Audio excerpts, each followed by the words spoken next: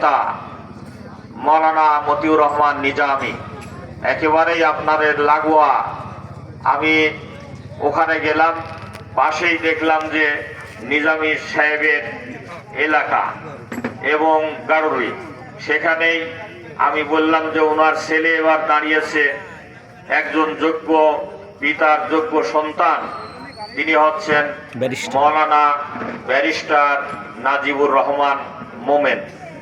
আমি ওখানেও ভোট চাইলাম যে তোমরা বাবা নিজামী সাহেবের ভক্ত ছিলে, তোমরা নিজামী সাহেবের এই সুযোগ্য সন্তানকে, আল্লাহ তো তাকে শহীদ করেছেন, তোমরা তাকে ভোট দিও, এই কথা বললাম।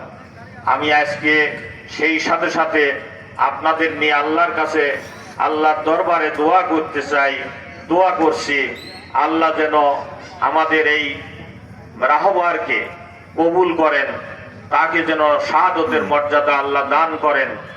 একজন বিশিষ্ট আলেমে দ্বীন ছিলেন, আল্লাহ যেন তাকে জান্নাতের উচ্চ মাকাম দান করেন। সম্মানিত ভাইরা আমার, ইতিমধ্যে আমাদের ভাই হযরত মাওলানা জহুরুল ইসলাম সাহেব বললেন, এই ধরনের আজকে এই 17 বছর নির্মমতা, বর্বরতা, পৈশাচিকতার একটা জঘন্যতম ইতিহাস সৃষ্টি করেছে, তা হচ্ছে হাসিনা সরকার। সম্মানিত ভাইরা আমার, আপনারা কি চিন্তা করতে পারেন মৌলানা আল্লামা দেলোয়ার হোসেন সাইদি সাহেবের কথা? এই ধরনের কোরআনের পাখি, তাকেও এই নির্মমতার বর্বরতার সাথে সকালবেলা তিনি হাসতে হাসতে হাসপাতালে ঢুকলেন, আর বিকাল বেলায় তার মৃত্যু সংবাদ আসলো। এই হাসিনা সরকারই তাকে এইভাবে হত্যা করেছে। আল্লাহ যেন এই মহান ব্যক্তিকে, এই কোরআনের পাখিকে যেন কবুল করেন, তাকেও যেন শাহাদতের মর্যাদা আল্লাহ দান করেন।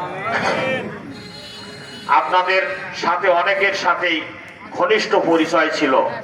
আমাদের পাবনার, আধুনিক পাবনার রূপকার, আমাদের বয়োজ্যেষ্ঠ ব্যক্তিত্ব, 93 বছর বয়স, তাকেও কারাগারে রেখে একেবারে হত্যা করে তার মৃত্যু নিশ্চিত করে হাসিনা তারপরে তাকে বাইরে পাঠিয়েছে।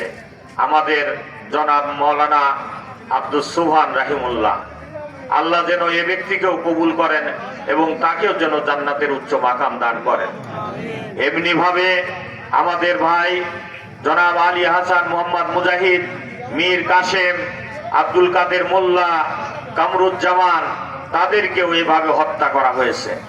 হত্যা করা হয়েছে এই পাক ভারত উপমহাদেশের বিশিষ্ট রাজনীতিবিদ, ইসলামী স্কলার, তিনি হচ্ছেন অধ্যাপক গোলাম আজম সাহেব, মৌলানা এ.কে.এম. ইউসুফ সাহেব।